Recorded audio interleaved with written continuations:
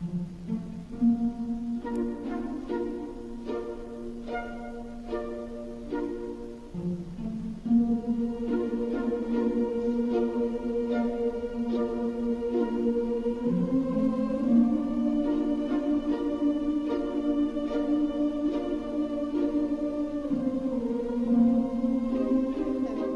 came to my attention about 4 or 5 years ago actually.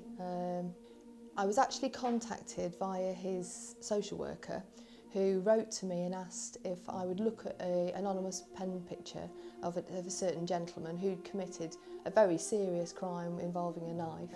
So I put something together around this anonymous pen picture, and I thought that was that really, because nobody was bringing anybody forward for me to meet, because apparently this young man wouldn't meet me or anybody else for that matter. He was obviously very traumatised by the events, and at that point I could see that you know, this young man wasn't unreachable at all. He just needed somebody to talk to him about something that he was confident in conversing about. One of Jonathan's biggest problems is confidence. So it isn't that he won't engage with you, he won't converse with you, it's because he's terrified actually. He's terrified that you won't accept him. He would come and spend his community treatment order, because that's what the judge decided, here. And we spent many evenings running across the countryside, not so much together as Jonathan running and me following. But for the most part, it would be consistently Jonathan with me following him. In fact, I do remember on one occasion, I think on the 8th field, I actually shouted to him, "Please don't jump over any more ditches. I genuinely don't think I can jump any more ditches." I thought, I'm going to fall in a ditch at some point, but I didn't. And he stopped at that point, and he said, "Why are you still following me?" And the answer was quite simple, it's because I care.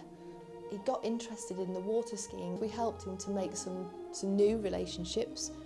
His girlfriend got pregnant for the first time, and sadly they did have a tragedy in their lives, and they did lose one child.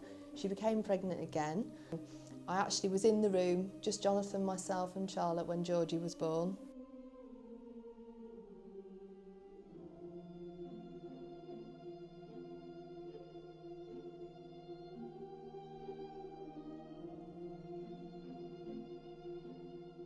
I was contacted by a family in absolute crisis. They'd been in their current situation for 5 years, and their current situation was one of complete and utter desperation at the time at which they sort of picked up the phone to me.